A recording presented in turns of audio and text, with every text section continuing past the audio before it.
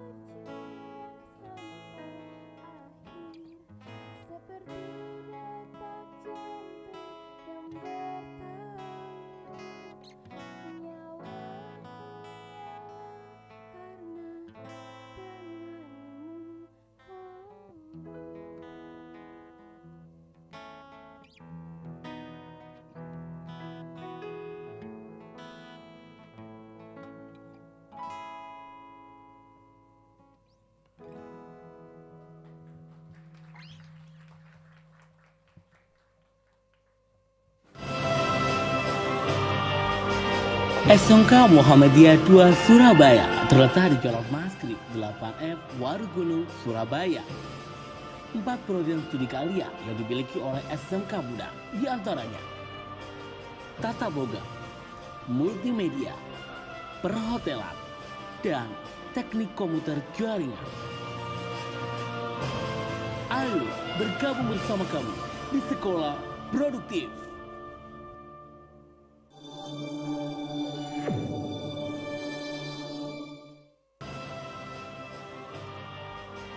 SMK Muhammadiyah 2 Surabaya terletak di Jalan Maskrib 8F Warugunung, Surabaya. 4 program studi kalian yang dimiliki oleh SMK Muda, di antaranya Tata Boga, Multimedia, Perhotelan, dan Teknik Komputer Jaringan. Ayo bergabung bersama kami di Sekolah Produktif.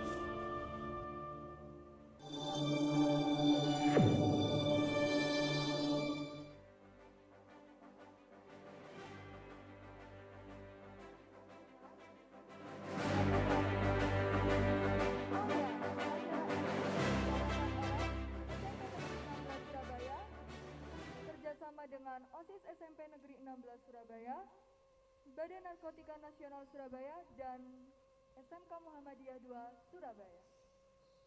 Oke, sekarang kita akan sambut teman kita beserta narasumber kita, Naya dan Kak Indah. Dipersilahkan.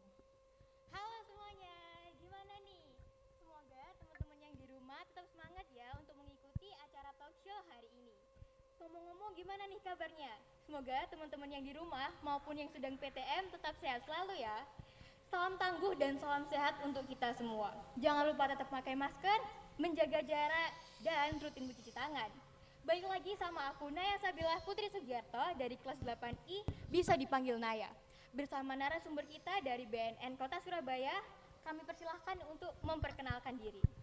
Wah, keren ya, makasih Diknaya. Baik, selamat pagi, Assalamualaikum warahmatullahi wabarakatuh. Semoga kita selalu diberikan kesehatan, panjang umur, dan rezeki serta kehidupan yang lebih baik dari sebelumnya. Nah, perkenalan nih Kak Naya, ini saya Indah dari Badan Narkotika Nasional Kota Surabaya. Biasanya kalau belum tahu BNN di mana, kita ada di Jalan Ngagel Madia 5 nomor 22.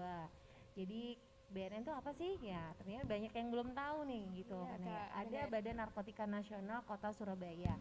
Tadi sudah disebutkan sama MC-nya bahwasanya kalau kita ini bergerak di P4GN. Jadi P4GN itu apa sih kepanjangannya?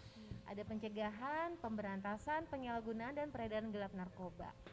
Nah, sebelumnya tak kenal maka tak sayang ya. Makanya saya perkenalan diri, nama saya Indah Sutantri, Sarjana Sosial Magister Ilmu Komunikasi.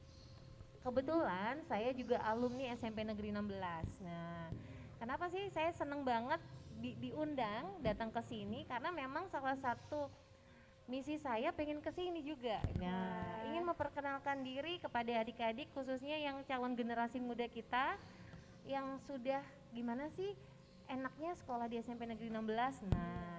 Nah, salah satunya kebetulan saya ngalamin sendiri bahwa saya ada perubahan banyak nih di SMP Negeri 16. Dari gedungnya, dari sarana prasarana, semuanya benar-benar sesuai dengan harapan kita. Waktu zaman kita masih SMP tuh dulu masih banjir di sini. Waduh. Banjir, terus kemudian kita mau ke kantin aja harus kena hujan. Padahal sekarang ini udah nggak ada ya, semua ditutup semua. Dan alhamdulillah masuk pagi semua. Dulu zaman saya masih kelas 1, saya masuk siang. Nah, kelas 2, 3 baru masuk pagi. Dan kelas saya nih dulu kelas 2 di tempat yang sekarang ini masjid ya, di Masjid Nainul Muna ini dulu ada kelasnya. Nah, kebetulan di situ. Terus di sini gue juga banyak piala-piala ya yang disampaikan di sekolah ini, benar-benar prestasi yang luar biasa. Dulu saya juga aktif di pencak silat di sini di Dopenaga dari kelas 1 sampai kelas 3. Terus kemudian saya juga ikut nari, cuman kayaknya narinya kurang luas ya, jadi kayaknya cocoknya jadi pendekar ya. Iya. Bukan pendek mekar ya. Ya, tapi terus itu, dan kemudian saya di BNN sebelumnya saya penempatan di luar pulau, di Jambi 2 tahun, sampai akhirnya saya kembali lagi ke kelahiran saya di Surabaya. Harapannya nanti adik-adik yang ikut di dalam kegiatan Zoom pagi ini benar-benar punya motivasi. Seperti yang tema tadi, muda, kreatif, tanpa narkoba. Kenapa? Ya, salah satunya itu yang menjadi poin pentingnya. Nanti bisa kita tanya-tanya lagi. Oh iya, jangan lupa nih, karena ya kita ada media sosial, BNN punya Instagram, punya Facebook, punya YouTube, dan punya Twitter. Di Instagram ada IG ya, di info BNN_kota_Surabaya. Nanti jangan lupa di follow juga. Terus kemudian ada Facebook di BNN besar semua, kota, K-nya besar, Surabaya, S-nya yang besar. Jadi jangan lupa follow-follow, terus kemudian share dan komennya supaya kita sama-sama ingin menyelamatkan generasi muda kita dari bahaya narkoba.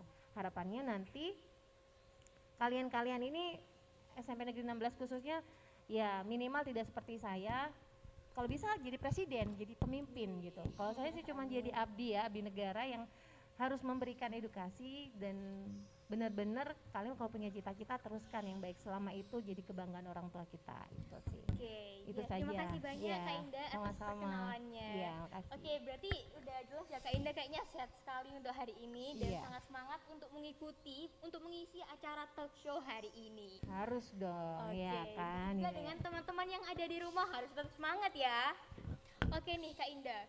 Jadi Kak Indah tadi kan udah bercerita tentang beberapa latar belakang Kak Indah nih, mengenai juga bahwa Kak Indah adalah salah satu alumni dari SMP Negeri 16 yang mana ternyata SMP Negeri 16 ini sudah mengalami banyak sekali perkembangan. Wah, hebat banget ya untuk SMP kita ini. Wah, keren banget. Dan kita harus terus bangga karena bisa bersekolah di SMP Negeri 16 Surabaya. Oke nih Kak Indah, sebelum itu kira-kira Kak Indah ini udah bekerja di BNN berapa lama sih gitu? Saya kerjanya di BNN baru 7 tahun 6 bulan. Oh. Baru, karena apa? Sebelumnya saya kerja swasta. Kenapa saya kerja swasta? Ya memang dari awal saya kuliah sambil bekerja. Jadi ya namanya perjuangan ya, prosesnya juga nggak gampang untuk berada di titik hasilnya sekarang. Tapi alhamdulillah adik-adik kalau pengen mau jadi pegawai negeri di BNN bisa. Yang penting kalian punya tekad dan niat dulu. 7 tahun 6 bulan itu kurang lebih 2 tahunnya di Jambi, baru 5 tahunnya baru di sini, seperti itu. Wah, emang perjuangan banget ya untuk bisa menjadi Iya dong. Iya. sesukses sekarang. Amin. Oke ya. nih, semoga juga teman-teman yang ada di rumah bisa menjadi orang yang sukses dan bisa berguna bagi orang-orang di sekitar kalian kelak. Amin. Oh iya Kak, ngomong-ngomong nih, kira-kira Kak Indah ini bisa bergabung di BNN itu karena apa sih? Apakah karena emang cita-cita dari dulu kecil atau karena apa nih? Mungkin bisa diceritain ke teman-teman yang ada di rumah maupun yang sedang PTM. Baik. Iya. Sebenarnya cita-citanya memang jadi pegawai negeri. Ya, pengen jadi pelayan masyarakat. Dulu awalnya kita sekolah harus punya angan-angan. Boleh angan-angan mau jadi apa, jadi mau jadi tentara, mau jadi polisi, semuanya kembali lagi pada niat kita, tekad kita. Boleh berubah-ubah. Misalkan, oh nggak jadi deh, jadi TNI nanti di kapal terus tenggelam kayak KLI Nanggala misalkan. Enggak, semua kembali lagi kita ini ada resikonya. Mau bekerja jadi apapun, selama kita dilindungi sama Allah, sama Tuhan Yang Maha Kuasa, semuanya kembali lagi sama kita. Ya, kalau kita udah dari rumah mau berangkat kerja, mau sekolah, sholawat pastinya, berdoa, cium tangan orang tua kita, karena dari doa-doa orang tua kita itulah kita bisa kembali ke rumah dengan selamat tanpa ada halangan. Dan di sini kalian harus tahu juga bahwasanya cita-cita itu benar-benar punya pandangan hidup. Kalau kalian merasa positive thinking, kalian punya teman-teman yang bisa membuat sehat pikiran dan mental kita, pastinya punya pertemanan yang pasti positif juga. Terus jangan lupa ibadahnya ditekunin lagi, sholatnya, kegiatan-kegiatan positif seperti mengaji itu juga penting. Walaupun ya di saat pandemi seperti ini banyak gadget ya, selain kita harus by daring ya kan, pembelajaran lewat online itu harus tetap diikutin. Itu salah satu bentuk kita mengisi kegiatan yang positif, seperti itu. Oke, jadi itu tadi penjelasan dari Kak Indah ya. Hebat banget sih Kak Indah perjuangannya ya. Wah, keren. Dan untuk teman-teman itu tadi yang Kak Indah sampaikan juga, buat teman-teman yang di rumah maupun yang sedang daring tetap harus semangat mengikuti kegiatan daring ya, mengikuti acara sekolah baik yang daring maupun yang PTM, kita harus tetap semangat dan bersungguh-sungguh untuk melakukannya gitu ya. Dan selanjutnya nih Kak, nggak kerasa kita kayaknya perkenalan dirinya udah cukup sampai segini aja. Dan selanjutnya kita akan memasuki sesi materi inti. Materi inti yang pertama ini adalah mengenai narkoba dan macam-macamnya. Mungkin Kak Indah boleh langsung menjelaskan dulu nih, kira-kira narkoba itu apa sih? Memang kita sering kan ya mendengar apa sih yang dimaksud dengan narkoba, tapi ada juga mungkin beberapa teman yang masih belum terlalu jelas. Oke, baik, sebelumnya tadi lupa ya untuk link absensi yang nanti dikirim dari panitia untuk live chatnya. Iya. Untuk link absensi tolong segera dibantu untuk ngisi absensi yang gabung di Zoom ya. Terkait dengan narkoba tadi ya, jenis-jenis narkoba tuh udah banyak. Ada narkotika golongan 1, golongan 2 dan golongan 3. Bedanya di mana? Narkotika golongan 1 ini tidak boleh digunakan ya, kecuali benar-benar untuk perkembangan teknologi misalkan. Tapi sebenarnya kembali lagi narkotika ini sudah ada aturan di Undang-Undang Nomor 35 tahun 2009. Bahwasanya di narkotika golongan 1 dan golongan 2 ini benar-benar tidak boleh digunakan dan tidak boleh disalahgunakan. Contohnya apa? Heroin, sabu, ganja, kemudian ada metapetamin atau amfetamin, ini ekstasi ya. Kemudian kalau untuk narkotika golongan 3 ada kodein dan ada buprenorphine. Nah, buprenorphine ini adalah salah satu narkotika untuk pengobatan. Contoh kalau kita habis operasi atau di saat kita lagi flu atau panas pasti dikasih resep dokter kan. Iya. Nah, itu salah satu bentuk narkotika golongan 3. Boleh digunakan tapi harus atas persetujuan dari medis ya. Jadi nggak boleh asal menggunakan. Namun yang perlu kalian ketahui, narkoba itu apa sih? Udah tahu kepanjangannya kan? Narkotika, Iya, narkotika psikotropika dan bahan adiktif. iya, Nah, kurang ya ini nggak apa-apa. Undang-Undang Nomor 35 tahun 2009 sudah menjelaskan banyak jenis-jenis narkotika. Kalian nanti bisa searching di googling juga bahwasanya Undang-Undang Nomor 35 ini merangkum semua dari jenis narkotika. Dan ada update terbaru dari Permenkes bahwasanya ada 700 jenis new psychosubstance NPS yang sangat berbahaya yang sudah dikomunikasikan oleh Kementerian Kesehatan bahwasanya tidak boleh ada bahan-bahan atau yang mendekati ke efek seperti narkoba. Nah, seperti itu. Kalau bahan adiktif apa saja? Kayak rokok, kemudian ada alkohol, minuman keras, kemudian ada lem. Nah, yang lagi marak di sini jenis-jenis narkoba sebenarnya banyak ya. Cuman untuk konsumsinya biasanya anak-anak muda sekarang ini lebih ke ganja, ke sabu, seperti itu. Kenapa? Karena efeknya sangat luar biasa. Narkoba itu kalian perlu tahu juga, efek dari narkoba itu sangat merusak jaringan sel saraf kita. Ya, ibaratnya kita nih baru lahir, jadi dari bayi ya, dikasih miliaran sel saraf, kemudian pakai narkoba sekali saja puluhan juta bahkan ratusan juta sel saraf itu mati, tidak akan bisa hidup lagi. Jadi kenapa narkoba itu perlu kita hindari. Nah, salah satunya itu. Seperti itu, Dinaya. Oke, jadi menurut penjelasan Kak Indah tadi sudah jelas bahwa narkoba itu sangat merugikan diri kita dan juga lingkungan di sekitar kita ya Kak, berarti. Nah, kira-kira nih, menurut pengalaman Kak Indah berarti itu kan banyak pengguna narkoba yang masih berkeliaran di sana nih. Kira-kira paling sering kasusnya itu menggunakan narkoba jenis apa aja sih, dan kira-kira itu digunakan oleh orang-orang seusia berapa, sekitar berapa? Baik, terima kasih Dinaya pertanyaannya. Jadi sebenarnya kita tuh sudah harus waspada. Indonesia darurat narkoba itu sudah digaungkan oleh Bapak Presiden Joko Widodo. Bahwasanya Indonesia darurat narkoba. Kenapa? Karena 3 kejahatan yang terbesar di Indonesia salah satunya adalah kejahatan narkoba. Banyak sekali jalur-jalur dari darat, laut, udara itu menjadi transitnya narkoba bisa beredar di Indonesia. Karena Indonesia ini adalah negara yang berkembang, negara transit yang benar-benar bisa memicu peluang untuk negara asing untuk datang ke Indonesia untuk mengedarkan narkoba. Nah, itu perlu kita ketahui ya.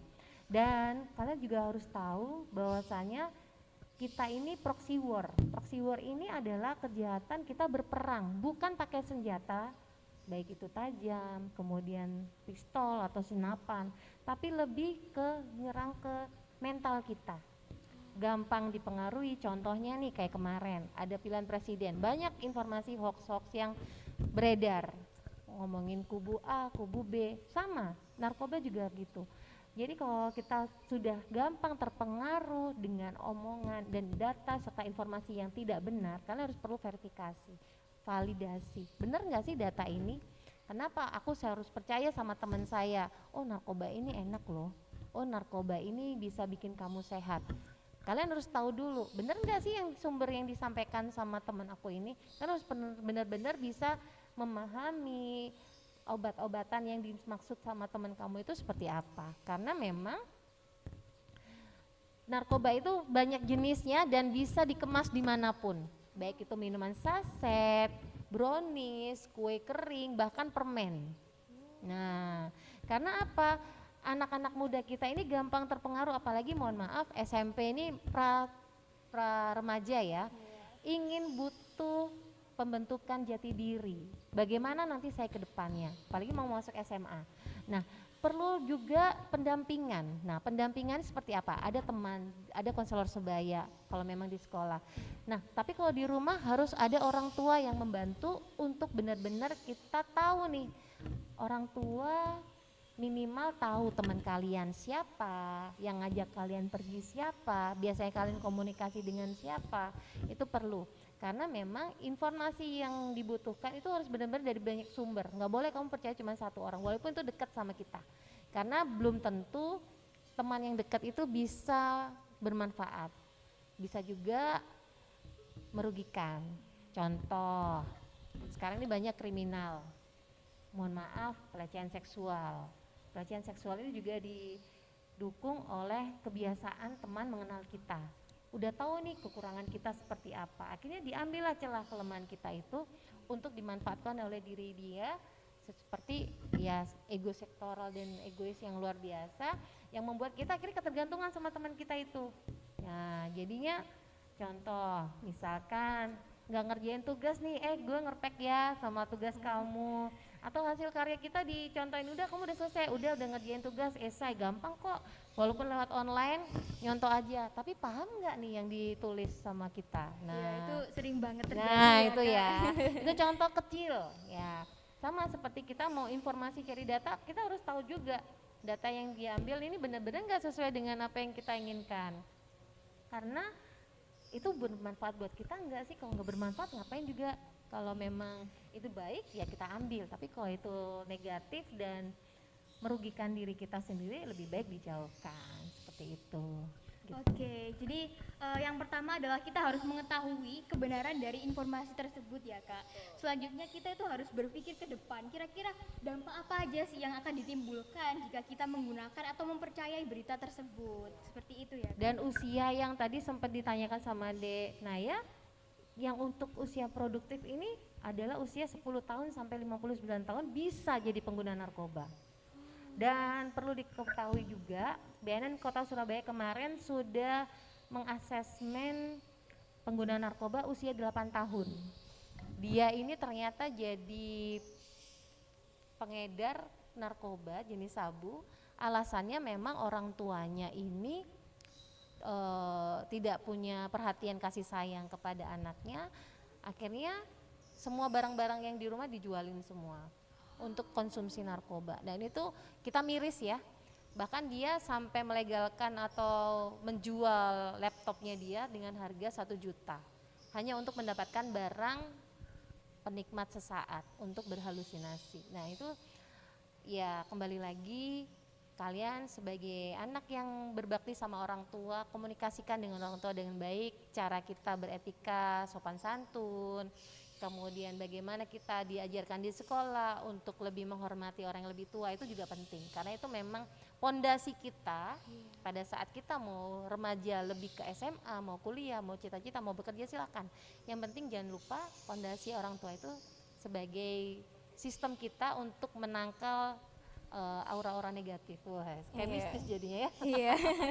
Itu deh. Oke nih Kak. Selanjutnya, kira-kira pengguna narkoba itu apakah bisa dilihat hanya dari fisiknya saja? Nah, pertanyaannya bagus. Bisa dilihat nggak? Bisa. Ya, bisa dilihat. Dia pengguna narkoba fisik, contohnya nih banyak. Satu, cara dia menatap kita, dia tidak fokus. Matanya kemana-mana, ke kanan, ke kiri, ke atas, ke bawah. Terus pada saat kita tanya, dia sering bohong. Nah, bohongnya gimana? Contoh, misalkan nggak usah jauh-jauh nih. Misal ya, di sekolah dia suka bolos. Tapi ngomongin di orang tua dia sekolah pamit nih. Nah, ternyata dia kumpul sama teman-temannya di tempat kosong, ruang kosong, istilahnya rumah kosong yang bisa untuk berpesta, minum-minuman keras. Itu awal dari permulaan. Terus dari pengguna narkoba itu sendiri dari rokok. Nah, kalian harus perlu tahu nih, rokok itu pintu gerbangnya masuknya narkoba. Kenapa? Karena rokok ini salah satu narkoba bahan adiktif yang mengandung nikotin dan tar, yang kalian bisa ngecek deh di kandungan rokok itu apa saja. Salah satunya ada dari bahan pembuat porselen, cat tembok, bahan pembentuk nuklir, wah banyak sekali. Dan itu benar-benar bisa memicu kalian, paru-paru kalian. Memang tidak bisa langsung kelihatan kalau pengguna rokok. Namun kalau untuk narkoba bisa langsung kelihatan. 1 bulan aja penggunaan sudah kelihatan. Dan dari fisiknya yang lain, udah tahu kan slang ya? Band slang, itu hampir personilnya semuanya pakai narkoba.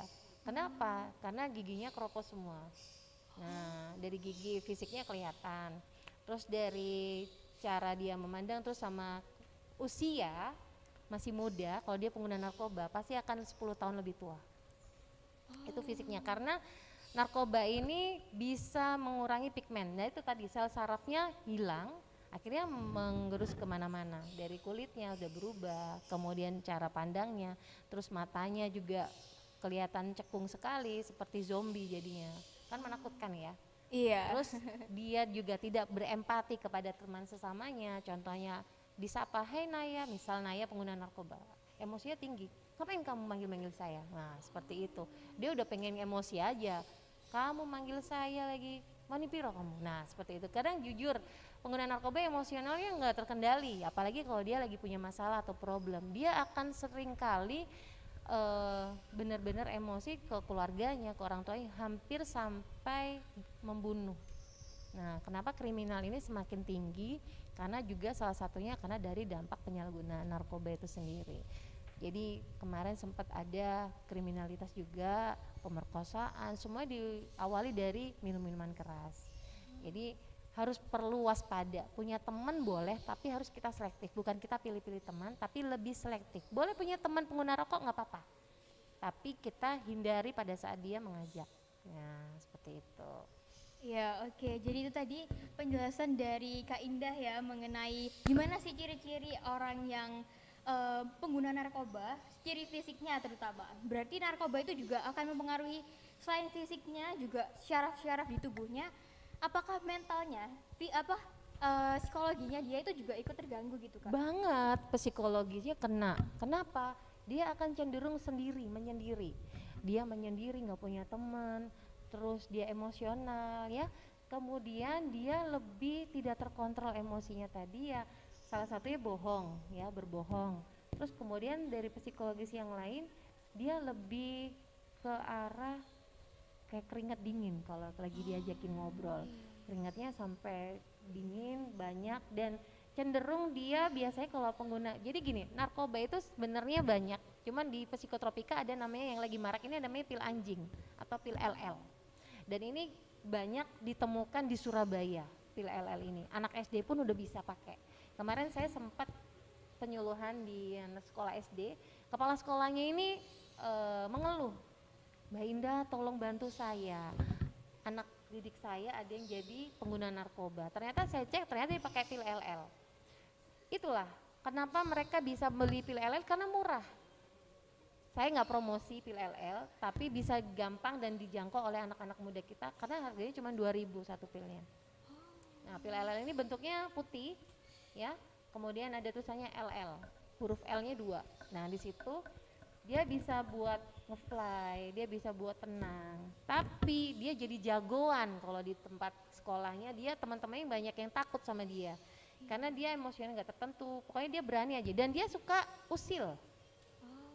Usil sama temennya lagi nulis, sikutnya di ini. Kalau enggak ngerjain soal, dia tidur di kelas. Ada, bahkan gurunya sempet diancam. Kalau aku nggak ngerjain, ate opo bu. Nah, gurunya sampai diancam. Bahkan dia berani untuk mengancam gurunya. Sampai kayak aku soal ake-ake, sampai tak pateni. Nah, gurunya sampai digituan dan bu gurunya cerita ke saya waktu itu. Jadi ya miris ya, kalau pil LL tuh bisa benar-benar bisa mempengaruhi daya pikirnya. Dan ini ya mohon maaf, pengguna narkoba tidak akan berasumsi dia akan menggunakan pil LL terus, tidak. Justru dia akan naik dosisnya. Dosisnya naik terus sampai ke ganja, sampai ke sabu, sampai ke heroin. Misalkan dia punya banyak uang, dia akan membeli itu. Karena acap kali kalau kita tahu pengguna narkoba itu dari misalkan seminggu sekali, gue coba-coba, ternyata nggak bisa seminggu sekali, nanti akan lebih cepat lagi dosisnya, 3 hari sekali, bahkan nanti sampai akhirnya sehari sekali 3 kali, kayak minum obat. Nah, sama seperti kayak kafein itu yang ada di kopi. Ya orang kalau nggak minum kopi atau ngerokok nggak enak katanya gitu ya. Nah itu salah satu bentuk adiktif namanya. Nah adiktif ini yang perlu kita hindari. Boleh sih ngerokok, boleh ngopi, kita nggak ngelarang karena itu kita hanya memberikan himbauan ya. Di sini di BNN hanya memberikan dampak dari narkoba itu sendiri, contohnya di kafein maupun di nikotin. Tapi kita untuk menangkap jaringan untuk perokok atau kopi kita nggak punya. Karena rehabilitasi itu hanya untuk pengguna narkotika yang kita bantu untuk menjadi produktif lagi, untuk menjadi orang-orang yang bermanfaat lagi. Kalau dia punya keinginan hobi bikin puisi, bermusik, kemudian punya bakat untuk betulin onderdil mobil, motor, nah kita akan berikan fasilitas itu pada saat pengguna narkoba itu sedang direhabilitasi, seperti itu. Oke. Terus nih Kak, kira-kira anak kecil itu tadi, anak yang Kakak ceritakan itu, dia bisa mendapatkan pil itu dari mana sih Kak? Wah, bagus. Kenapa sih anak usia SD itu sudah bisa pakai narkoba, pil LL? Ternyata dia suka nongkrong di warkop. Dia cari wifi gratis, beli teh 1 gelas, ternyata pengennya wifi-an. Nah, pada saat itu dia punya teman di usianya dia masih 12 tahun, temannya dia udah usianya udah 20 tahun. Nah, kalian harus tahu juga tadi memilih teman. Masa sih kita usianya masih 12-14 tahun temannya udah kerja? Kan nggak mungkin. Awalnya dari disuruh, ayo anterin deh, misalkan nganterin koran ke rumah atau nganterin barang-barang yang istilahnya kalau dia waktu itu adu doro ya, bantuin nganterin burung merpati di lokasi A supaya burung darahnya balik ke kandangnya. Awalnya dari situ, terus akhirnya dikasih uang, kasih komisi 50.000. Terus ada yang nawarin lagi, kamu mau coba nggak ini, enak loh, kamu biar nggak stres. Karena dia ternyata bekerja di warkop itu memang butuh duit. Dia kalau nggak dikasih uang saku 50.000 sama orang tuanya, dia mutung nggak mau sekolah. Bahkan kepala sekolahnya sampai benar-benar ngasih uang supaya dia mau sekolah. Sebegitu perhatiannya guru kita, kepala sekolah kita, sampai kita dijemput. Nah, jangan sampai ya adik-adik di sini minta dijemput sama bapak ibu gurunya. Wah. Bahaya. Iya, nah, dari situ awalnya dia pengguna narkoba karena dari double LL. Ternyata kakak-kakak yang di situ juga waktu di warkop itu juga pengguna pil LL, makanya dia awalnya dikasih gratis, akhirnya karena dia ketergantungan akhirnya suruh beli, tapi karena dia sudah dapat uang sendiri, dia bangga dong, aku punya gaji 50.000 kok gitu kan, padahal itu uang saku. Akhirnya dia beli sendiri dan dia acap kali menggunakan. Ya dari kelihatan dari wajahnya, mohon maaf dari fisiknya, selain itu juga dia kurang rapi, dia nggak mau mandi, dia males mandi, dia nggak bisa membersihkan diri, merapikan diri, pokoknya ada baju yang dipakai ya itu yang dipakai. Jadi kelihatan lusuh, ya mohon maaf ya, kurang rapi, kemudian bau badan menyengat, itu salah satu bentuk karena dia tidak takut untuk apa ya, ada temen nyapa, ya kan dia tidak takut aja karena memang emosionalnya dia lebih tinggi dan lebih pede karena kalau pakai narkoba seperti itu. Gitu, oke. Berarti kebanyakan narkoba ini benar-benar dipengaruhi oleh lingkungan di sekitarnya ya Kak? Mulai dari sekolah maupun pergaulannya di rumah terutama. Betul. Nah, kira-kira nih, selama Kakak bekerja di BNN ini, maaf, pengalaman Kakak, kira-kira penggunaan narkoba itu bisa Kakak temui di lingkungan yang seperti apa sih? Mungkin apakah ada yang dari sekolah atau mungkin dari lingkungan di masyarakatnya gitu? Mungkin pernah ada pengalaman? Iya, sebagai penyuluh narkoba Ali Muda, saya juga sebagai Humas BNN Kota Surabaya. Banyak sekali pengaduan yang datang karena kita ada call center juga. Kebetulan call center juga saya yang pegang, jadi banyak sekali keluarga, kemudian tetangga atau perangkat desa atau kelurahan itu bertanya, gimana sih Kak kalau misalkan keluarga saya ini pengguna narkoba, gimana caranya? Sebenarnya gampang, sebelum diproses hukum datang langsung ke BNN. Kita tidak akan memproses hukum karena apa? Kita ada undang-undang untuk perlindungan bagi orang yang melapor kalau memang dia adalah pengguna narkoba. Nah, yang bingungnya ini adalah mereka ini sudah ketangkep polisi, sudah ketangkep pihak berwajib, baru lapor ke BNN. Nah, itu yang menjadikan kita ini lebih nggak bisa bantu ya, karena memang kalau udah ketangkep sama polisi, undang-undangnya pun juga digantung oleh penyidiknya. Kalau memang dia bisa di asesmen, selama dia pengguna narkoba dan bukan bandar atau kurir, maka kita bantu untuk rehabilitasi. Tapi kembali lagi sama polisinya mau diajukan asesmen atau tidak. Namun untuk BNN sendiri, sebelum kalian ditangkap polisi, lapor deh ke BNN kalau ada keluarga, saudara, teman yang jadi pengguna narkoba, itu bisa kita proses langsung rehab begitu. Namun untuk yang tadi lingkungan yang mana sih yang bisa kita ketemui? Banyak, semua lingkungan bisa menjadi pengguna narkoba, sekolah, masyarakat, bahkan keluarga pun sebenarnya tahu anaknya pengguna narkoba. Kemarin juga ada dari bapak ibu guru anaknya jadi pengguna narkoba, bahkan dia sampai memberikan fasilitas untuk memberi uang untuk anaknya pakai narkoba. Ternyata sampai kecanduan, bingung ini bapak ibu gurunya ini, gimana ya Bu, ini anak saya sudah jadi pecandu lah, harusnya dari awal segera bapak bawa ke sini anaknya, ini udah habis banyak. Mohon maaf, ekonomi pun penting. Pengguna narkoba ini bisa sampai menjual rumah karena hutangnya banyak untuk memenuhi kebutuhan anak tadi yang kan jadi pengguna narkoba.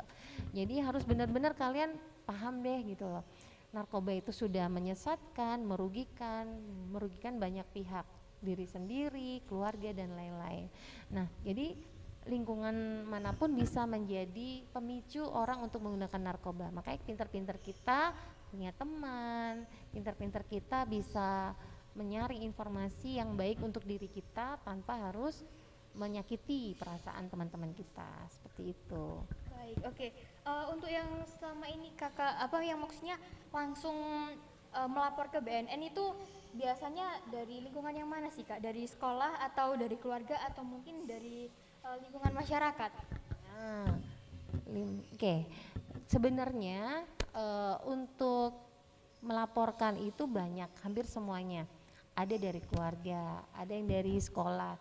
Kemarin ada dari guru BK juga melaporkan ada anaknya yang kecenderungan menggunakan narkoba karena apa? Awalnya dari bolos sekolah, sampai akhirnya karena kita harus MOU ya, MOU dengan BNN Kota Surabaya semua sekolah supaya kita bantu untuk asesmen anak tersebut, kita bantu sampai dia benar-benar produktif kembali seperti itu. Jadi kembali lagi nggak ada yang mau jadi pengguna narkoba ya, semua kembali lagi pada diri kita mampu dan mau untuk berbuat kebaikan. Selama ini kita hidup ya isi dengan kegiatan positif seperti itu. Oke, jadi udah lumayan banyak banget nih ya materi yang disampaikan oleh Kak Indah pada sesi pertama ini. Selanjutnya kita akan break dulu ya. Mungkin untuk Hasyani kita akan break dulu sebelum melanjutkan materi yang selanjutnya.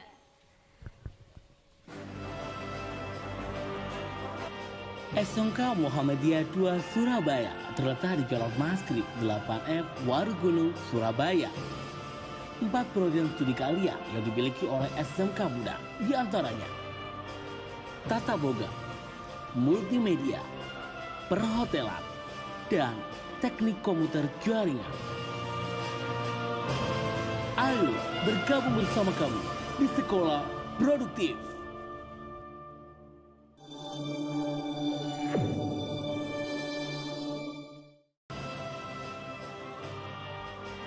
SMK Muhammadiyah 2 Surabaya terletak di Jalan Maskrib 8F Warugunung, Surabaya.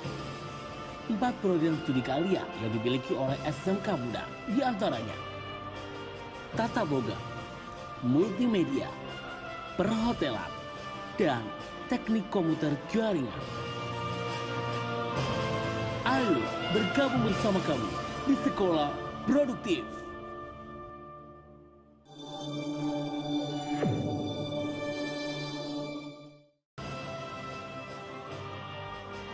SMK Muhammadiyah 2 Surabaya terletak di Jalan Maskrib 8F Warugunung, Surabaya.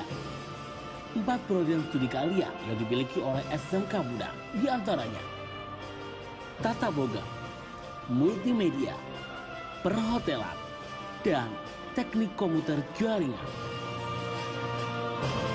Ayo bergabung bersama kami di Sekolah Produktif.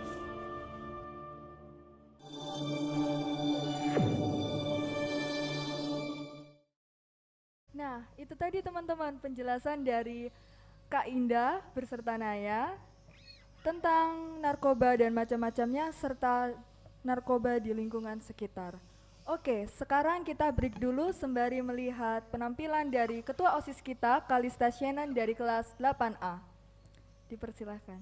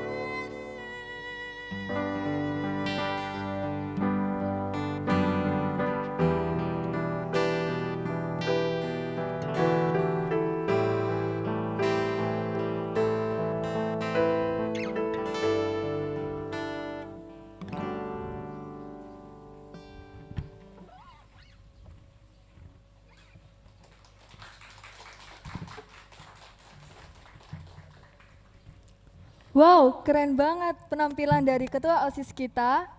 Nah, sekali lagi acara ini diselenggarakan oleh SMP Negeri 16 Surabaya bekerjasama dengan OSIS SMP Negeri 16 Surabaya, Badan Narkotika Nasional Surabaya, dan SMK Muhammadiyah II Surabaya. Oke, untuk acara selanjutnya saya kembalikan lagi kepada Naya. Oke, halo semuanya. Balik lagi nih sama kita berdua, aku Naya dan Kak Indah sebagai narasumber kita hari ini. Oke, selanjutnya adalah materi mengenai penanganan terhadap pengguna yang sudah terlanjur menggunakan narkoba. Oke, Kak Indah. Kira-kira nih, apa aja sih yang akan dilakukan BNN atau peran BNN terhadap mereka-mereka yang sudah terlanjur menggunakan narkoba? Oke, baik, terima kasih nih Naya. Jadi penanganan yang kita lakukan ya, kita harus tahu dulu visi misi kita BNN Kota Surabaya maupun BNN RI ini salah satunya menyelamatkan generasi muda dari penyalahgunaan narkotika. Nah, kalau sudah jadi terlanjur pecandu narkoba, pastinya harus direhabilitasi. Ya, rehabilitasi pun juga ada beberapa tahapan yang harus kita lakukan dan ini harus kita ketahui dulu nih. Ternyata rehabilitasi itu ada dua pilihan, yaitu rawat jalan maupun rawat inap. Nah, rawat jalan sendiri bisa dilakukan di BNN Kota Surabaya karena kita adalah IPWL ya, Institusi Penerima Wajib Lapor dari Kementerian Sosial karena kita ada di rehabilitasi sosial. Nah, kalau untuk rawat jalan ini 8 kali konseling yang dilakukan rawat jalan dan rawat jalan ini bisa dilakukan untuk usia di bawah 17 tahun.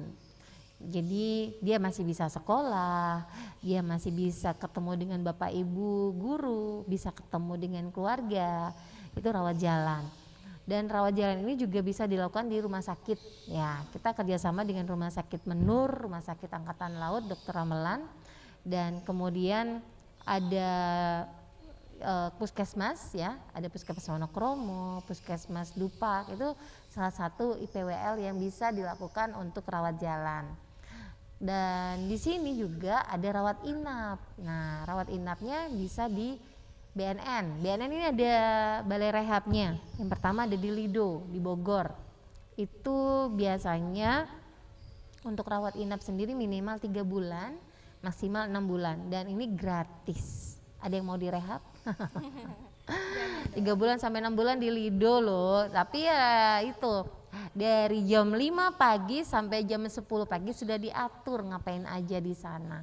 Dari sholat 5 waktu, kegiatan-kegiatan yang memungkinkan seseorang itu tidak menggunakan narkoba, kemudian kegiatan positif yang dilakukan ya banyak, ada konseling, family gathering itu khusus untuk orang tuanya dipanggil ke balai rehab untuk diberikan edukasi pendekatan emosional kepada orang tuanya. Kadang ada orang tua yang tidak tahu anaknya pengguna narkoba, banyak yang kejadian. Ada juga anak yang tidak memberitahu teman-temannya siapa saja, akhirnya jadi pengguna narkoba, banyak juga. Jadi pecandu narkoba ini diusahakan dan diupayakan oleh pemerintah untuk bisa produktif. Bukannya saya pulih ini beda ya sama sembuh ya. Kalau sembuh kayak kita nih jatuh, misalkan jatuh kena batu beset kan ya, luka memar, ada warna abu-abu hitam biru mejikui binyo di lutut kita, bisa kembali sembuh karena ada pigmentasi kita di kulit kita, itu ada namanya vitamin K yang bisa mengobati dan memberhentikan darah. Nah, dan kulitnya pun kembali halus ya kalau kita sembuh. Tapi kalau pulih, pada saat kita jatuh kena batu akan ada lekukan batu yang kena lutut kita, dan itu tidak akan bisa hilang. Lututnya akan tetap ada lubang karena kita kesandung batu tadi. Dan itu tidak bisa hilang karena apa? Sistem saraf kita ada beberapa yang sudah tidak bisa berfungsi lagi. Nah, itu rehabilitasi. Itu makanya kenapa kita sebut pulih dari ketergantungan narkoba, karena memang bukan sembuh ya. Kalau sembuh benar-benar kita bisa beraktivitas lagi, kita bisa ngobrol lagi. Tapi kalau udah pulih ketergantungan, ada kemungkinan pecandu narkoba bisa kembali lagi jadi pecandu. Namanya relapse namanya. Relapse itu yang membuat apa ya istilahnya, kita ngeliat nih ada botol aqua misalkan, maaf saya sebut merek ya, botol air mineral maksudnya. Air mineral ini ada sedotan. Kalau pengguna sabu, dia akan menggunakan sedotan itu untuk mengkonsumsi. Saya nggak mau ngajarin kalian, tapi pecandu narkoba kalau lihat ada botol air mineral dan sedotan, daya halusinasinya timbul untuk menggunakan narkoba lagi, itu pasti. Karena dia masih dalam masa transisi rehabilitasi masih 1 bulan. Dan di pecandu narkoba di rehabilitasi itu, dia ada namanya detoksifikasi. Dia akan diberikan ruang tertutup 2 minggu di dalam ruang kosong sendirian. Dia teriak-teriak, dia kesakitan, itu untuk mengeluarkan racun dari tubuhnya. Jadi saya mau cerita, ada sebut saja itu apa ya, keluarga di mana dia nangis cerita ke saya, ibunya, ini anakku kok dibiarin ya Mbak Indah, 2 minggu dibiarin nangis teriak-teriak, bahkan dia curhat sama ibunya, aku loh Bu ditinggal Bu 2 minggu di ruangan kosong. Dan dia memang pecandu berat karena dari SMP dia sudah menggunakan ganja, awalnya dari rokok. Ini nggak main-main ya adik-adik, pengalaman ini benar-benar bisa buat contoh kalian, pembelajaran kalian betapa bahayanya narkoba, benar-benar bisa ketergantungan sampai kamu sudah menikah. Ya, karena dari pecandu narkoba ini akan dosisnya naik lagi, dan ini detoksifikasi yang luar biasa karena dari asesmen dokter, apakah kamu pecandu ringan, pecandu berat, bahkan sedang, itu ada dari konseling tadi. Jadi dokter itu sudah diagnosa nih, kalau kamu adalah pecandu narkoba berat, jadi perlu 2 minggu detoksifikasi di ruangan tertutup, tidak ada orang yang mendengar kamu teriak-teriak. Kalaupun kamu minta makan juga pasti dikasih makan, tapi kalau kesakitan karena kecanduan narkoba tadi tidak akan diberi obat. Itu tujuannya untuk mengeluarkan racun dalam tubuh kita. Nah, makanya kenapa deteksi dini kita perlu adanya tes urin. Ya, tes urin ini salah satu bentuk deteksi dini untuk pencegahan narkoba. Kenapa harus pakai urin? Karena dari urin kita konsumsi narkoba, racunnya itu ada di kandungan urin. Makanya kenapa kalau ada positif narkoba itu garisnya 1. Bedanya kalau tes kehamilan, kalau garis 2 positif, kalau narkoba garis 1 positif. Dan itu sudah ketahuan, kamu mau bohong nggak pakai narkoba, tapi kamu positif, itu bohong. Kecuali false, maksudnya false ini error dari alat urinnya.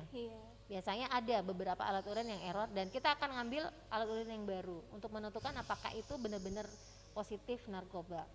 Dan perlu diketahui pada saat kita mengonsumsi obat resep dokter itu akan positif juga, asalkan orang yang mau dites itu benar-benar bisa menjelaskan bahwasanya dia lagi sakit. Dan kita perlu bukti, dia harus bawa rentetan obat-obatan yang dari dokter yang bisa dijadikan rekomendasi bahwasanya dia bukan pengguna narkoba, tapi memang dia benar-benar adalah dalam proses penyembuhan. Nah, seperti itu. Jadi pecandu narkoba ini selama dia direhabilitasi selama minimal 3 bulan atau 6 bulan itu gratis. Ya. Ditanggung pemerintah. Namun perlu digarisbawahi, gratisnya ini obat untuk pengkonsumsi narkobanya, bukan pada saat kalian makan, oh aku pengen beli ciki ini, pengen beli snack ini dibayarin pemerintah, bukan ya. Atau mungkin kalian pengen sabunnya atau samponya, aku nggak pakai sampo itu, terus kamu minta dibeliin sampo merek A, nggak bisa juga. Itu dari kebutuhan keluarga yang akan memberikan kelengkapan dan sarana fasilitas untuk anak tersebut bisa direhab di sana. Tapi untuk obat-obatan itu gratis, kita yang ditanggung pemerintah, seperti itu. Oke, terus maksud dari pengguna narkoba yang kesakitan itu maksudnya gimana sih Kak? Kok kayak aku agak kurang paham gitu. Pengguna narkoba yang kesakitan karena sedang diisolasi gitu, kenapa kok bisa kesakitan gitu? Iya, kalau udah sakau ya, itu namanya sakau ya. Jadi kalau dia udah sakau, badannya dia tuh sakit semua, tulang-tulangnya, organ-organ dalamnya itu merasa merongrong, benar-benar pengen dia nangis tapi nggak bisa. Jadi memang itu tujuan kita, bukan kita menyiksa ya, tapi pecandu narkoba yang sudah kategori berat itu benar-benar kita detoksifikasi supaya racun-racunnya di tubuhnya itu keluar semua, dia merasakan kesakitan tuh biar sakitnya itu benar-benar hilang. Nah, dan pada saat detoksifikasi 2 minggu itu obat-obatan yang diberikan adalah obat-obatan yang punya dosis sama pada saat dia menggunakan narkoba. Ya, tapi bukan narkoba, ya, tapi diberikan obat-obatan seperti itu. Jadi pada saat detoksifikasi itu terjadi, diisolasi gitu ya, tujuannya ya itu salah satu program rehabilitasi dari kita. Kita ada Lido, ada di Batam, ada di Lampung, terus ada di Makassar, ada di Samarinda. Kita punya BNN ini punya balai besar untuk rehabilitasi, bisa mau dimanapun. Namun sepertinya untuk pemerintah Provinsi Jawa Timur ini rencana mau buka untuk layanan rehabilitasi untuk berbasis masyarakat khususnya di Jawa Timur itu insya Allah rencananya itu di Bangkalan. Nah namun kita belum tahu ya wacana ke depan seperti apa. Jadi kalau pengen jadi pecandu narkoba jauhin deh jauh-jauh dari pikiran kalian karena narkoba itu nggak bikin keren gitu. Seperti itu deh. Oke, terima kasih banyak ya Kak atas penjelasannya tadi. Oke, selanjutnya nih, kira-kira peranan BNN dalam menangani pengguna narkoba. Jadi ini kayak selain untuk mencegah juga menanganinya gitu, gimana sih Kak peranannya BNN? Ya, penanganannya seperti ini dengan kegiatan sosialisasi, edukasi informasi, terus kemudian peranan kita salah satunya juga ini ada program Kelurahan Bersinar. Kelurahan Bersinar ini programnya BNN RI tahun 2021. Nah, peranan 2021 ini BNN punya peranan untuk menggerakkan seluruh komponen masyarakat yang ada di kelurahan itu. Contoh, ini kelurahan masuk kelurahan Kedurus ya. Nah, kelurahan Kedurus ini yang ada di lingkungan itu ada apa aja? Ada lingkungan sekolah, ada lingkungan kelompok masyarakat, ada lingkungan 3 pilar. Ini yang harus kita gerakkan. Untuk apa? Salah satunya ya untuk mendukung kelurahan itu menjadi kelurahan bersinar. Itu adalah peranan BNN di situ sebagai fasilitator supaya apa? Kelurahan Kedurus ini benar-benar bisa punya potensi. Oh ini loh, kita gerakan komponen masyarakat salah satunya di lingkungan pendidikan. Sekolah ini bersinar narkoba. Caranya seperti apa untuk sekolah bersinar? Minimal ada spanduk atau ada jargon atau tulisan atau moto jagalah sekolahku dari ancaman narkoba, misalnya seperti itu. Salah satu bentuk program Kelurahan Bersinar karena didukung oleh Pak Lurahnya ikut andil turun ke dalam ke bawah sampai ke masyarakat RT sampai ke kepala keluarga pun juga ikut membantu menenangkan, menenteramkan supaya aman, tidak ada namanya kos-kosan tapi asal jadi tempat transaksi narkoba. Itu salah satu bentuk pencegahan narkoba. Dan peranan BNN ini juga selain pencegahan kita ada pemberdayaan masyarakat. Salah satunya pemberdayaan masyarakat misalnya di sekolah nih SMP Negeri 16 ini ternyata sudah punya loh SK Pokgas, SK surat keputusan dari kepala sekolah, dibentuklah kelompok tugas dari SMP Negeri 16. Isinya siapa aja anggotanya? Ada dari OSIS, ada dari konselor sebaya. Nah itu dibentuk untuk membantu sebagai kepanjangan tangan BNN untuk mengedukasi terkait dengan sosialisasi P4GN seperti itu. Itu namanya pemberdayaan masyarakat atau mungkin tes urin ya. Itu salah satu bentuk sinergitas kemandirian dari sekolah untuk deteksi dini. Kita tidak boleh dong menganulir atau mengintervensi anak yang suka bolos itu adalah pengguna narkoba. Caranya gimana? Ya dengan tes urin. Kita sampling random misalkan. Ada yang suka bolos, ada yang rajin, ada yang apa ya istilahnya banggel atau apa ya nakal. Nah itu perlu dites, tapi random nih, nggak boleh milih. Oh itu bu, anak itu nakal bu, itu aja bu yang dites. Ternyata yang ngomong sendiri yang jadi pengguna narkoba. Nah itu bahaya. Nah seperti itu. Jadi itu pemberdayaan masyarakat.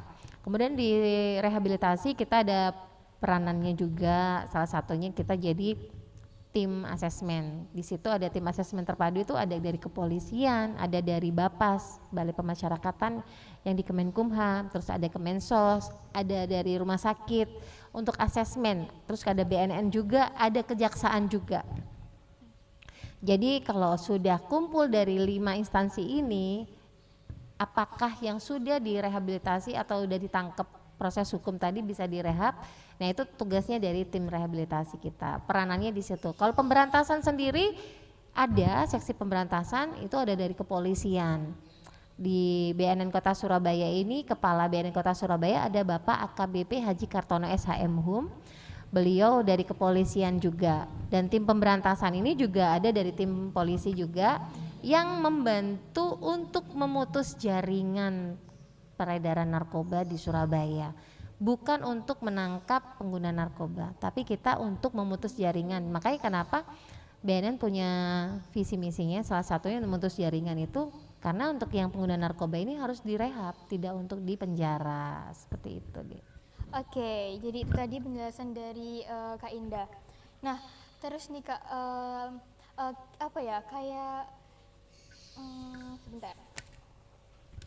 Kira-kira nih, apa pengguna narkoba itu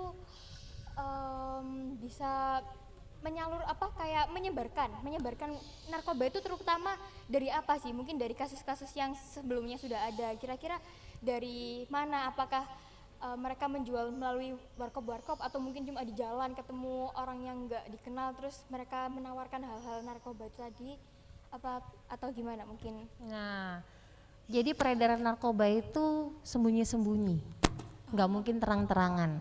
Kalau udah terang-terangan pasti ditangkap polisi kan. Nah, mereka ini lebih punya lingkaran peredaran bisik-bisik kasarnya. Kita nggak pernah tahu nih yang ngirimin barang kita narkoba itu siapa orangnya. Kita hanya dikasih panduan. Nanti kita janjian di jalan ini ya. Kamu nanti nemu tempat sampah, di dalamnya itu ada narkoba, nanti kamu ambil. Dan ini modusnya jaringannya seperti itu.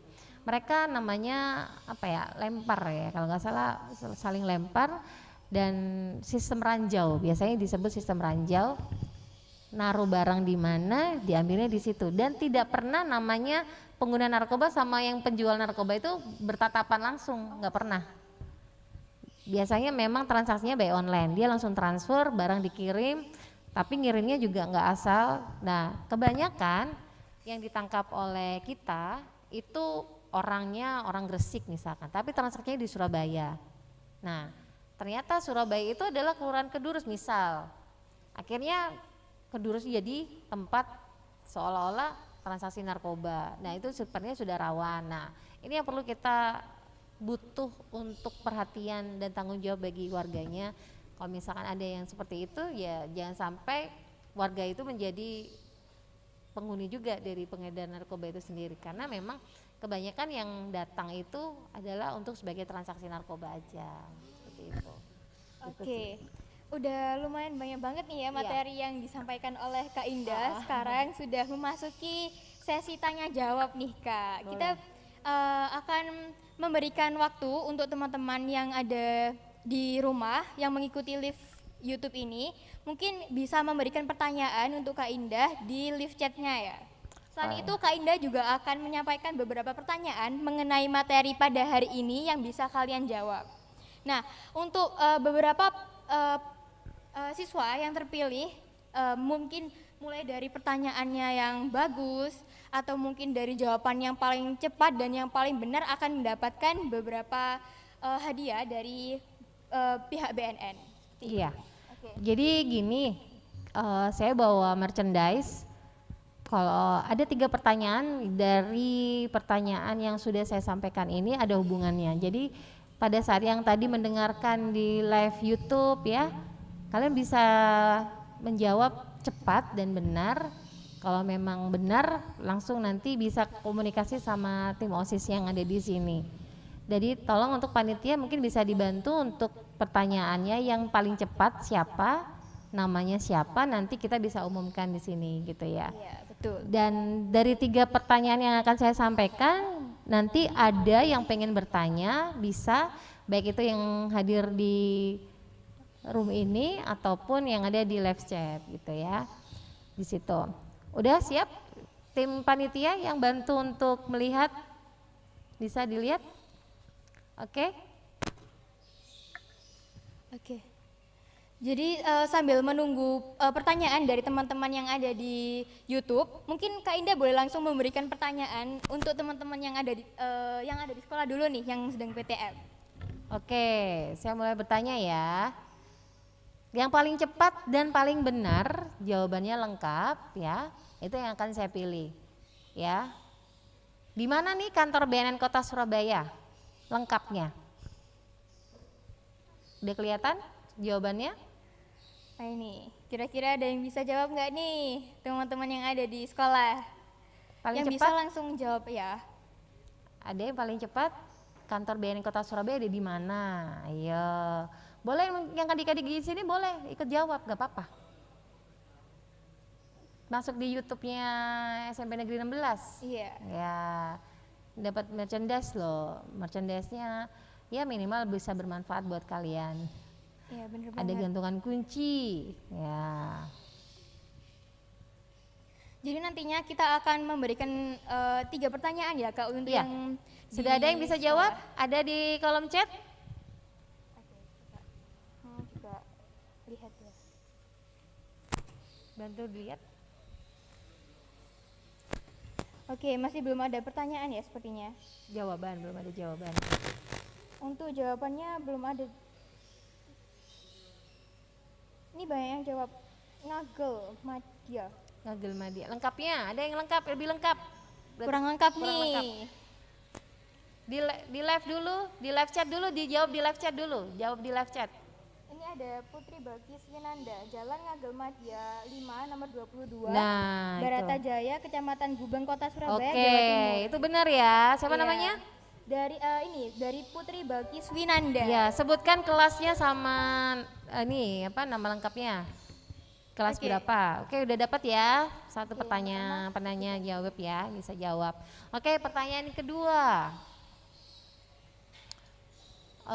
Apa ya? Sebutkan media sosial BNN Kota Surabaya di Instagram lengkap. Oke, 1, 2, Instagramnya 3, mulai.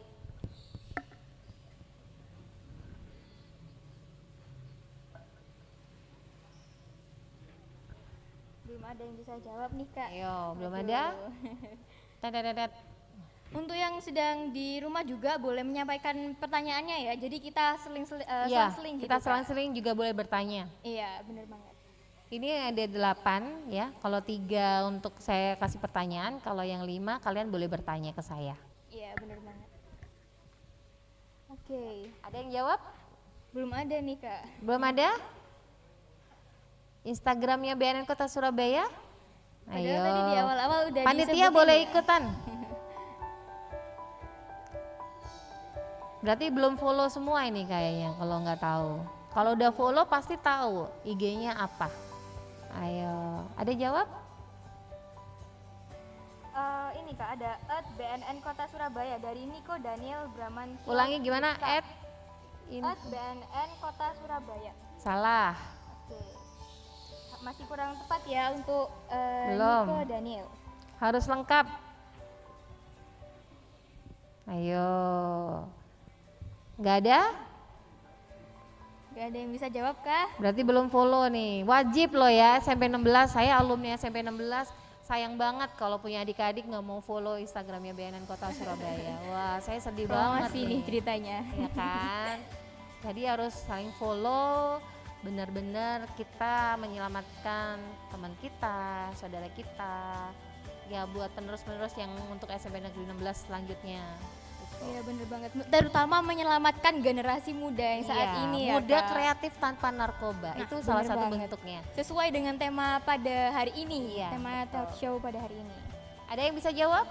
Ini ada Sulistio ini @info BNN kota Surabaya. Iya betul. Oke, yeay. Selamat. Berarti udah follow ya. Kalau sudah tahu follow juga ya buat teman-teman yang ada di sini, adik-adiknya, baik itu di kolom di room YouTube ya. Iya Ya. Kak. Di YouTube maupun yang sedang PTM jangan lupa di follow ya. Follow itu penting. Oke. Oke, pertanyaan selanjutnya. Ada pecandu narkoba itu direhabilitasi. Pilihannya ada 2. Ada rawat apa dan seperti apa. Ya. Jadi disebutkan juga dijelaskan nih jawabannya. Oke. Siapa nih kira-kira yang bisa menjawab? Ayo. Gak apa-apa yang lagi PTM bisa jawab di YouTube. Iya, yang lagi PTM Kan lebih juga tahu. bisa. Ya. Ada namanya pecandu narkoba di rehabilitasi. Nah, rehabilitasinya ada 2 pilihan. Ya. Ada A dan B. A itu apa dan seperti apa? B itu apa dan seperti apa? Iya, ini udah ada yang menjawab nih Kak, rawat jalan dan rawat inap. Tapi masih kurang lengkap nih ya Kak. Iya, kurang lengkap. Iya, harus dijelaskan dulu nih, kira-kira rawat jalan itu yang gimana sih dan rawat inap itu yang gimana? Mungkin coba lebih diperjelas, lebih diperdetail ya. Untuk yang pertama ini ada Putri Bagiswinanda lagi. Wow. Kalau udah dapat jangan dong, kasih Oke. kesempatan teman-teman Kasih yang kesempatan lain untuk teman ya. yang lain, iya benar. Mungkin ini ada akun yang bernama Nabila Putri juga bisa. Mungkin kalau misalkan tahu lebih jelasnya bisa dijelaskan. Ayo, siapa yang bisa jawab? Ayo, siapa nih?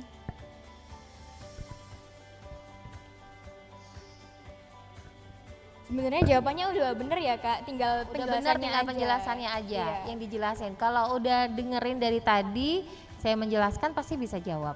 Nah, bener banget nih. Karena inilah kadang dari tatap muka sama online tuh beda ya. Iya, bener Biasanya kalau daring capek sambil tiduran, nggak mau nyatet. Tapi kalau PTM pasti nyatet kan. Iya. Cuman kalau online ini kekurangannya seperti itu. Cuman dengerin aja. BNN itu apa sih? Badan Narkotika Nasional, tapi ternyata nggak tahu fungsinya BNN apa. Iya. Nah, kayak gitu.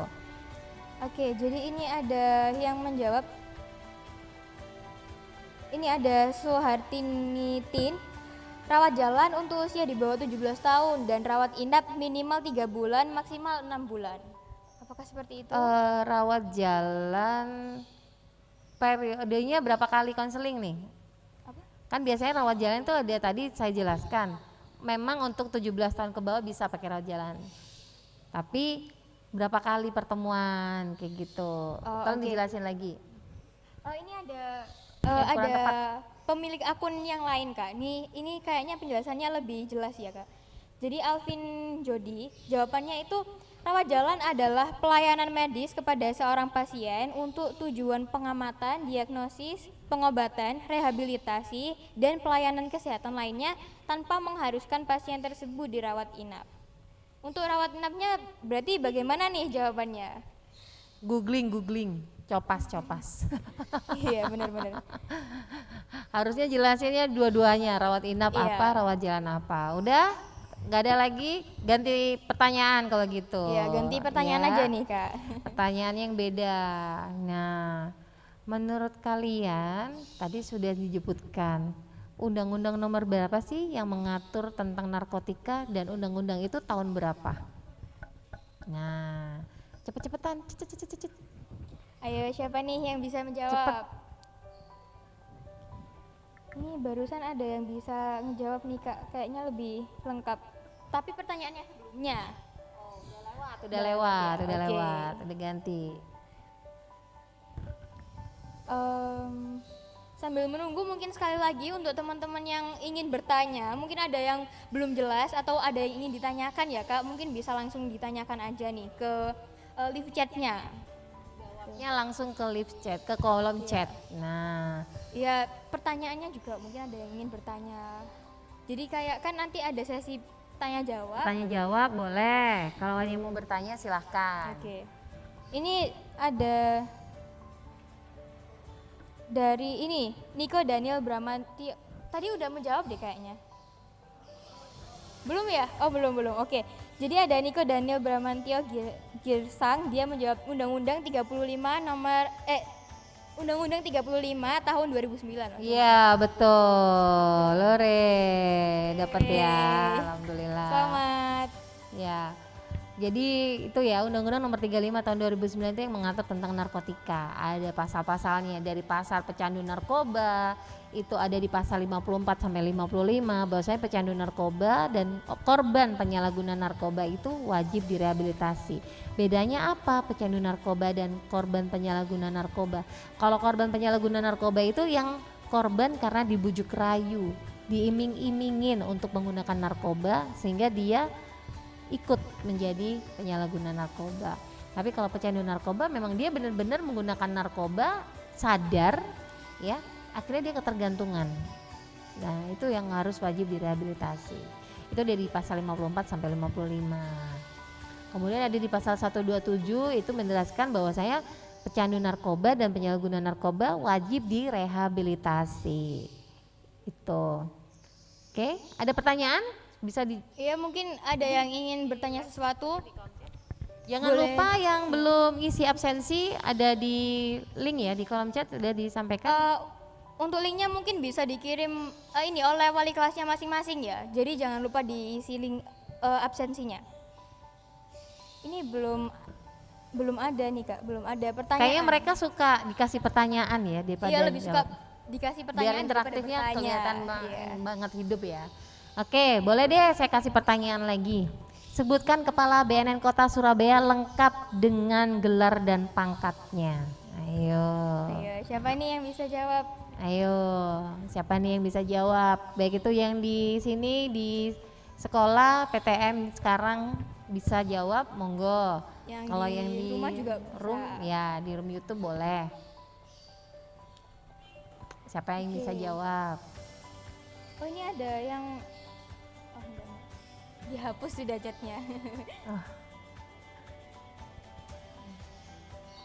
Ini Kak ada yang menjawab Afif Kala Faid Raharjo. Iya. Dr. Rendes Agus Irianto SH MSI MH. Bukan. Pak Agus Irianto siapa lagi ya? Saya nggak kenal Agus Irianto siapa ya? Bukan. Kepala BNN Kota Surabaya bukan itu. Oke, ayo kira-kira ada yang bisa jawab bener Ayo nggak nih? googling. Kalian punya gadget, punya internet, punya kuota, jangan cuma main game. Nah bener itu. Ya. Tapi harus punya motivasi untuk menambah ilmu baru, pengetahuan baru. Ayo. Kayaknya ada juga nih Kak yang pengen tanya gitu. Boleh. Ya jadi ini ada Ini Alvin sebentar, ini Jody. tanya dulu ini yang udah bisa jawab ada nggak di sini? Iya, sebelum itu ada yang bisa jawab nggak nih? Yang di sekolah mungkin belum ada ya. Oke, kalau gitu mungkin kita ke pertanyaannya Boleh? aja dulu Pertanyaan ya. Kak. aja langsung. Jadi pertanyaannya adalah cara rehabilitas itu gimana? Cara rehabilitasi itu gimana? Nah, kalau cara rehabilitasi itu ada dua, datang langsung ke BNN atau nunggu ditangkap polisi. Itu cara rehabilitasi. Kalau pengennya yang tanpa proses hukum ya datang ke kantor BNN Kota Surabaya, didampingi oleh keluarga. Apalagi kalau kalian masih 17 tahun ke bawah, harus ada orang tua yang membantu untuk proses rehabilitasi. Caranya gimana? Satu, bawa data diri ya. Kalau nggak punya KTP berarti bawa kartu keluarga. Nanti dibantu untuk proses rehabilitasinya. Terus orang tuanya juga dipanggil nanti untuk mengikuti asesmen. Nah, pada saat cara rehabilitasi itu nanti kalian akan langsung dihadapkan sama dokter. Nah, dokter rehabilitasi nanti kalian akan ditanya-tanya terkait kalian menggunakan narkoba jenis apa, kemudian menggunakannya sudah berapa kali dan kalian mendapatkannya dari mana. Itu nanti akan ditanya di situ. Dan itu sifatnya privasi.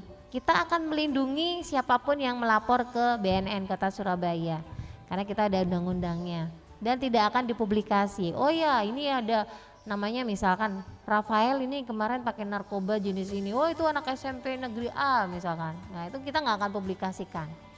Justru kita akan melindungi untuk sampai dia benar-benar menjalani proses rehabilitasi sampai kembali ke keluarga. Seperti itu. Terus ini ada lagi dari AA Hartanto, bagaimana cara membujuk seseorang agar mau direhabilitasi? Oke, itu tadi pertanyaan satu, siapa nanti dicatat ya, nanti dapat ya. Yang kedua tadi bagaimana cara membujuk orang untuk rehabilitasi. Saya jawab, pengguna narkoba itu tidak perlu dibujuk. Harus sadar diri dan niat untuk pulih dari rehabilitasi. Karena kalau dibujuk berarti kan terpaksa. Iya. Nah, kalau terpaksa jadinya nggak enak. Nggak enaknya dalam hal apa? Dia akan kembali lagi menggunakan narkoba. Seperti itu. Kalau sudah menggunakan narkoba lagi, kasihan juga orang tuanya. Karena memang tidak ada niat dari dirinya sendiri untuk meyakinkan anaknya untuk jadi orang yang baik lagi. Tapi kalau selama anaknya mau direhabilitasi, dibujuknya pun juga nggak bisa, percuma. Lebih baik ya dikasih shock terapi. Contohnya apa? Kita bukan menakut-nakuti, tapi kalau untuk di penjara itu nggak enak loh. Nah seperti itu. Atau mungkin kalau udah terlambat untuk rehabilitasi, larinya ke rumah sakit jiwa. Itu juga lebih nggak enak lagi. Karena kalau untuk udah gila, mohon maaf, BNN tidak bisa membantu rehab.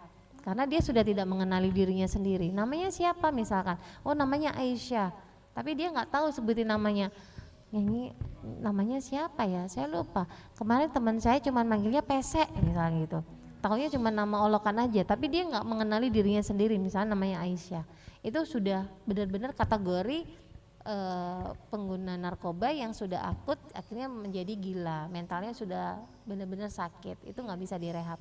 Rehabilitasi itu hanya orang-orang yang masih bisa produktif lagi, yang masih bisa mengenali dirinya sendiri, itu baru bisa direhabilitasi. Begitu deh. Oke, jadi ini tadi yang pertanyaan itu tadi ada yang menjawab nih Kak. Dari Nil 1849, Kartono M. Hum. Apa? Kartono M. Hum. Kurang lengkap. Pertanyaannya kurang lengkap. Maaf, Jawabannya. jawabannya kurang lengkap. Iya. Berarti sebenarnya udah benar ya Kak? Apa? Atau sebenarnya jawabannya udah benar? Iya, tapi kurang lengkap. Sebutkan Oke. nama dan pangkatnya. Nama lengkap dan gelar serta pangkatnya. Ya mungkin untuk yang user bernama Nil 1849 boleh diperlengkap jawabannya gitu. Oke. Selanjutnya kita langsung ke pertanyaan lagi, satu Boleh. lagi ya Kak mungkin. Udah 2 ya, berarti kurang 1 ya, 3. Oke. Oke. Dari Billah Syafa _8328. Usaha apa saja yang bisa kita lakukan untuk terhindar dari penggunaan narkoba? Oke, usaha apa? Berarti cara pencegahan ya. Iya, Itu di lingkungan sekolah pastinya. Kita pasti satu. Yang pertama adalah kita harus taat pada peraturan sekolah. Kalau di rumah kita harus taat pada peraturan orang tua. Harus nurut. Itu salah satu bentuknya kita taat pada orang tua dan guru, Bapak Ibu guru. Yang kedua adalah kita harus punya komunikasi yang baik. Komunikasi dan toleransi. Salah satunya komunikasi, kita punya masalah, tugas sekolah, itu ngomong sama orang tua. Atau mungkin kita mau konsul diskusi sama Bapak Ibu guru. Bu, saya ini nggak bisa ngerjain soal ini, kenapa? Karena memang saya masih belum paham masalah pelajaran. Nggak apa-apa, itu salah satu komunikasi yang kedua. Yang ketiga, kita harus rajin beribadah. Karena dari agama kita punya pondasi kuat untuk menghindari hal-hal maksiat, hal-hal yang negatif. Yang ketiga. Kemudian yang keempat, kalian harus juga punya kegiatan positif. Kegiatan positif apa aja? Harus menekuni ekstrakurikuler kalau kalian punya bakat minat. Pengen nyanyi, pengen main gitar, terus kemudian pengen drum band atau ikut pencak silat ya. Karena dari SMP kita harus punya pegangan bakat minatnya kita di mana. Kayak contohnya saya, nggak usah jauh-jauh, SMP udah ikut pencak silat. Ternyata SMA pencak silatnya beda perguruan misalkan. Saya kemarin SMA ikut perisai diri, sampai akhirnya jadi atlet ya. Perisai diri dari kelas 1 sampai SMA, sampai ditunjuk jadi ketua UKM ya. Kalau misalkan di sekolah itu ketua ekskul ya. Jadi ketua. Sebenarnya saya juga kaget kenapa ternyata pembina pelatih saya lebih, karena kamu bisa ngerti, kamu lebih paham tentang sejarah tentang ekskul ini apa, dari mana. Nah, dari situ kalian punya kegiatan positif banyak dong. Setiap hari Minggu kalian harus ekskul, harus mengikuti, sampai akhirnya kita mengikuti latihan alam, pecinta alam, kita lebih sayang sama alam kita diberikan wujud, kita lebih cinta sama Tuhan. Nah, itu salah satu bentuk kita rajin beribadah, itu ada di sana. Jadi itu mengisi kegiatan positif. Sampai akhirnya kita yang kelima menentukan cita-cita. Kita mau citanya jadi apa?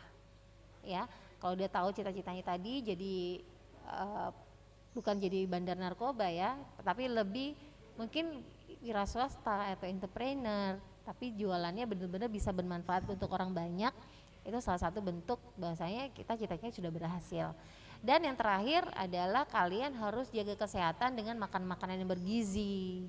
Nah, itu lebih gampang. Olahraga pun juga harus kita penuhi. Jangan sampai pada saat kita udah daring online di rumah, makan tidur, tugas nggak dikerjain, nggak punya tanggung jawab. Itu salah satu bentuk ya cita-citanya tambah jauh dong, kayak gitu. Masa depan di depan nggak jadi cerah, nggak jadi gemerlap, malah jadi suram, nggak punya pandangan hidup. Jadinya seperti itu. Itu adalah cara kita mencegah dari penyalahgunaan narkoba. Itu sih. Oke.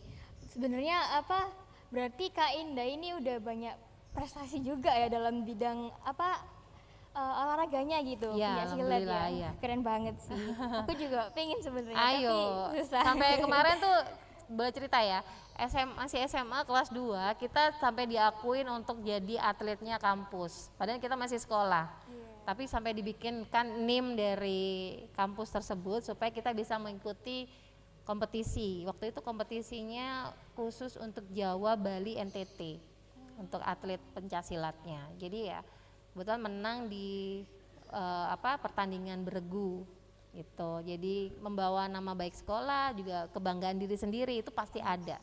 Nggak mungkin kan kalau saya duduk di sini nggak bangga sama diri sendiri ya. Iya, bener Salah banget. satunya cinta diri sendiri, itu yang penting. Iya, keren banget sih ya Kakak. Bisa jadi panutan nih. Boleh. Oke, jadi untuk jawaban yang tadi ada Naura Atifa, AKBP Kartono SH M Hum. Boleh, itu Oke, benar. jadi Itu ya, yang benar dapat itu ya. jawaban dari Naura Atifa ya. Naura Oke. Atifa. Oke, sepertinya untuk sesi tanya jawab sudah sampai itu saja. Tidak terasa nih kita udah ada di penghujung acara. Sebelum kita menutup acara ini sepenuhnya, mungkin Kak Indah ada closing statement nih untuk teman-teman yang ada di rumah maupun yang ada di sekolah. Oke, boleh. Quote statement saya adalah 1, jadilah generasi muda yang berkreasi, punya idealisme yang tinggi dalam mewujudkan kebanggaan orang tua dan sekolah. Salah satunya dengan menjadikan kegiatan positif ini benar-benar bisa diberikan untuk mengharumkan nama sekolah kita menjadi prestasi yang luar biasa. Salah satunya dengan mencetak generasi muda, contohnya seperti kalian nantinya. Tentukan cita-cita, karena dari diri kalianlah kalian bisa lebih bangga, lebih mencintai diri kita, dan salah satunya orang tua kita pun juga ikut bangga. Boleh pantun ya? Iya, oke. Oke, pantun dulu. Oke. Nasi campur pakai daun pepaya. Ya, cakep gitu dong. Oke, cakep. Nasi campur dimakan dengan daun pepaya, cakep. Dicampurnya juga sama sambal teri. Oh maaf, sambal terasi maksudnya. Nah, kalian jangan pengguna narkoba, jangan jadi pengguna narkoba karena pilihannya hanya 2, penjara atau rehabilitasi. Oke. Oke, jadi terima kasih banyak Kak Indah atas closing statement-nya. Semoga apa yang disampaikan oleh Kak Indah dari awal acara sampai di penghujung acara ini bermanfaat untuk kita semua. Dan untuk teman-teman dari SMP 16 yang beruntung tadi, yang bisa memberikan pertanyaan juga menjawab pertanyaan dari Kak Indah tadi, ada Gladys dari kelas 8F, Putri Balkis dari kelas 8D, selanjutnya ada Niko Daniel dari kelas 8A, ada Alvin Jody, ada AA Hartanto, ada Bila Syafa, ada Neil 1849. Mungkin untuk Neil 1849 ini bisa disebutkan ya nama aslinya dan dari kelas mana. Selanjutnya ada Naura Afifa ya, ada Naura Afifa, dan selamat untuk teman-teman yang beruntung tadi ya. Jadi bagi yang udah di PTM ini ada stiker juga, nanti bisa dibagi yang datang ke sini. Nanti kalau kurang bisa minta ke saya. Ya, oke, terima kasih banyak untuk teman-teman yang sudah menyaksikan dari awal hingga akhir.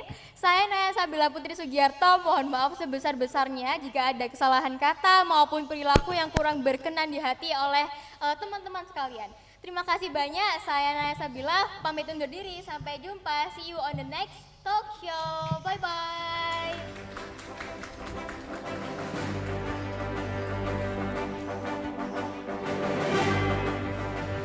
Nah, itu tadi penjelasan dari Kak Indah serta Q&A dengan kita semua. Dan saya ucapkan terima kasih buat kita semua yang sudah mengikuti acara mulai dari awal hingga akhir. Dan terima kasih juga kepada seluruh pihak yang membantu melancarkan kegiatan ini dari Span 16 Media, OSIS SMP Negeri 16 Surabaya, Badan Narkotika Nasional Surabaya, dan SMK Muhammadiyah II Surabaya. Dan berikut kita akan menyaksikan penampilan dari SMP Negeri 16 Surabaya. Wassalamualaikum warahmatullahi wabarakatuh.